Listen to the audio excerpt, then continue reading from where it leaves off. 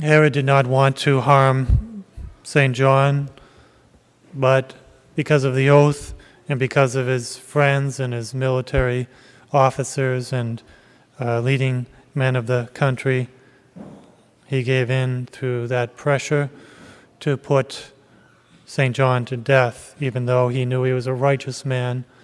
Because of that peer pressure, that human respect, he gave in. That weakness of character that he had, he gave in.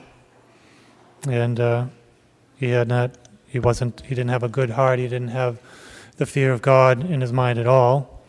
He was even the daughter of Herodias was coming and dancing, and we're sure that dance was a lewd dance, and he was overcome perhaps with lust for her. So he was a very weak man, an evil man to kill somebody, and his friends were probably guilty of that kind of violence as well. So he was weak, and he gave into that human respect, and we can think of ourselves and our own weaknesses, the weaknesses of our day in human respect. And you look at a recent event where the Obama administration is now making all healthcare institutions to provide insurance that will pay for contraception, sterilization, and even abortifacient pills in our day. It's reminding us of what happened in 1963 when abortion was made legal, and what kind of opposition was presented by the Catholic Church, by the bishops. At the time, it was weak. The opposition was weak, and the fight was weak, and so we have this evil in our land.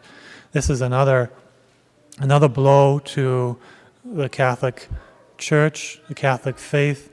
It's really an assault to our conscience, and what kind of fight is going to be presented to it, against it?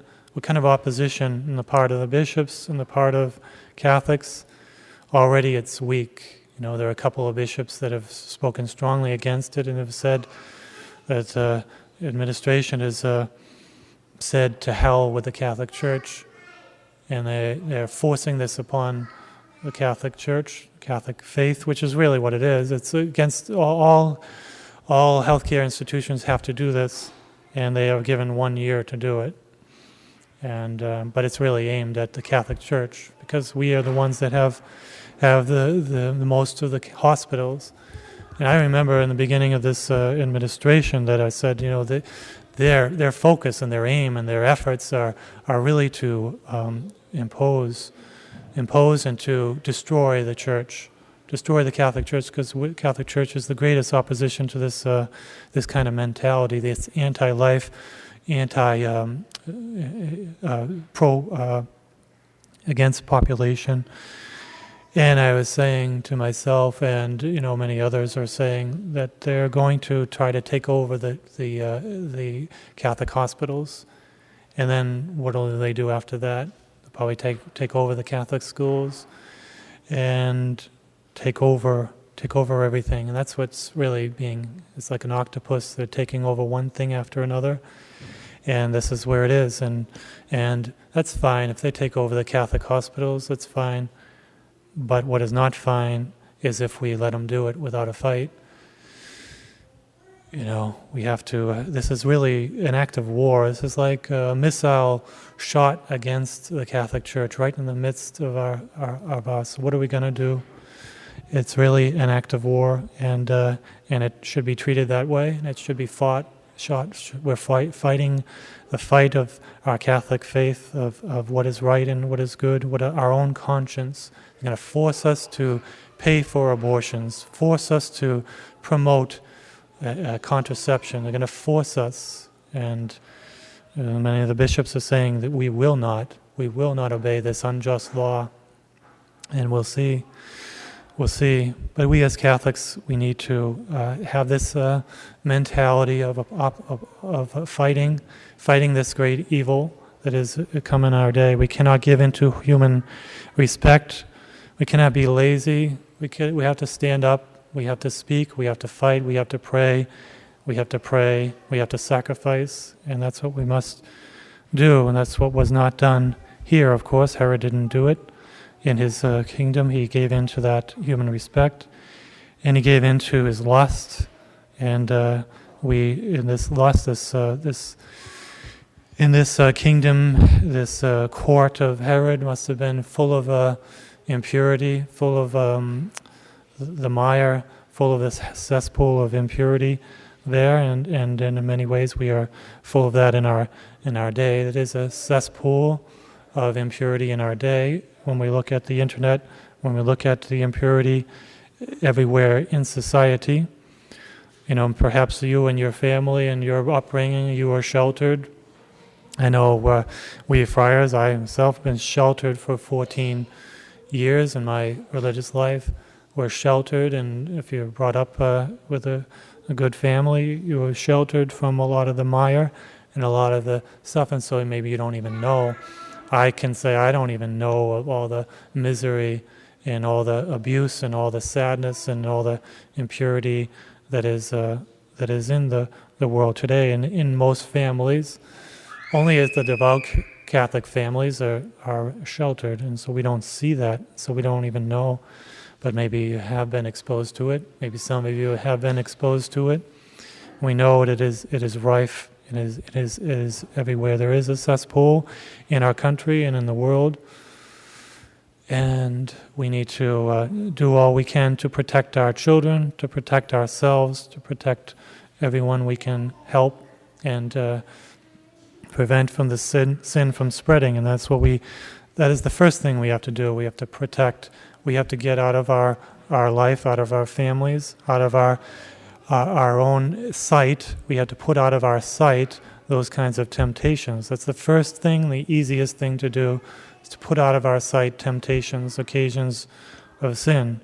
The easiest thing, first thing, even before prayer and the sacraments, we must put out of our sight temptations to evil, put out of our home the alcohol that is causing alcoholics to sin, put out of our sight the impurity, and to put our safeguards on the computer and on the television, to put all those safeguards, and that's our duty and our obligation and our first duty, and a strict obligation for families, for religious institutes, for superiors. I have to, put protections in the friary.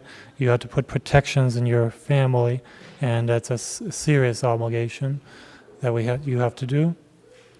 And then we have this void. We have this void of this evil. And what do? We replace it. What do you do if your children are not watching television, or not watching movies, or not watching too much entertainment? What do? We have to replace it with good things, holy things. Replace it with work, especially. Work is such a powerful thing. It protects. I was just reading the life of Edith Stein, Saint Edith Stein, the Jewish woman who converted and died in Auschwitz. Who was brought up in a good Jewish family where they were devout, they were hard workers, and the custom in her family was to put the children to work at the age of 4 or 5 years old. At that age, they were learning to sew, they were learning to do different works around the house, and what are we doing today with our children? We teach them hard work, and to be diligent, not to be lazy, and to think of work as prevents evils. It prevents the devil's workshop from taking place. It prevents many evils and prevents sin. It prevents waste of time. But it's also, think of all the good things that work does. It teaches discipline. We get things accomplished, and they learn their duty. We learn to discipline and duty, and And so many good things come from work, and it is a virtue to be industrious and to learn to be hardworking, and to learn from the youth. Work should be a given. That I must do this. I must do my duty. I must not waste time and not be lazy and slothful. And so this is one of the things we have to do. And even in religious life is one of the first things in our formation houses. First things I look at. First things our other superiors look at in those who enter the community and those who are novices. Are they hardworking? And if they're lazy, that's the first sign of those things that had to be weeded out. Any lazy, even St. Francis did that too. He had a friar who was lazy, and he called him the brother fly, and he was gone quickly. And that's the first thing we need to root out is laziness, and because laziness leads to many, many sins. It's a capital sin and leads to impurity in our world, and we need to replace that slothfulness, that waste of time that leads to sin, replace it with work and diligence, work making things and doing things, but also cleaning.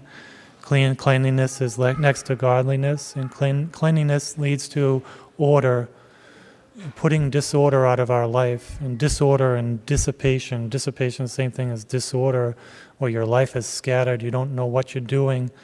We need to order our life and plan it out. If we just go with the flow, we just do the next thing that happens, just turn to the next channel, to just do what everyone else wants us to do, we become disordered. We have to order our life, and we need to plan out our life, plan out our day, and what we need to do. That's one of the teachings of Saint Ignatius of Loyola, who's saying, we have bad habits in your life. You're trying to straighten out your life. You need to think. You need to plan out. Plan out your day. Plan out what you're going to do to overcome bad habits. And what am I going to do with my day? I just don't know what to do. I don't know how to have a prayer life, or how to get things done. I just get overwhelmed by everything, and by the mess in my family, by the mess in my church, by the mess in my own life. You just sit down and think for a little while and plan it out. I'm going to do this. I'm going to do that. I'm going to straighten this out in my life. I'm going to straighten this out. I'm going to clean up my house by taking one thing at a time.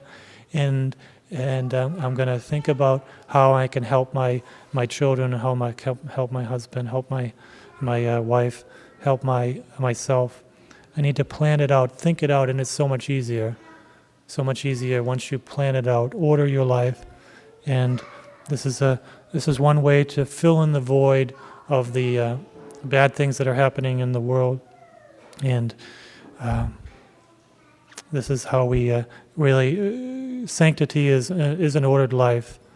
Is an ordered life. We don't want to get too obsessed in regulating everyone else's life and our own life. Of course, we have some flexibility, some freedom for ourselves and for our family and children. We don't want to have a robotic life and too much control. But there needs to be order, and there needs to be order in the family life. There needs to be order in our own spiritual life. And when we have that, we will find that temptations against chastity are going to be much less. They're going to be conquered, and then we turn to the sacraments and prayer and gain that additional strength, that fortitude, and that protection that we all need to live a holy life and to stay away from evil and sin, which really ruins our life and makes us slaves to sin. And so let us turn to Our Lady to ask her to help us to order our life and to help our children and our families and other people to live this kind of order, which is sanctity and holiness. And with order comes happiness and peace and joy. And Our Lady will give that to us, and she will continue to enlighten us. And we need to be totally under her governance, her control, her guidance, and that's our consecration, to be completely under her guidance, our mother in heaven, and she will help us to serve God and to be safe in this life that's full of dangers.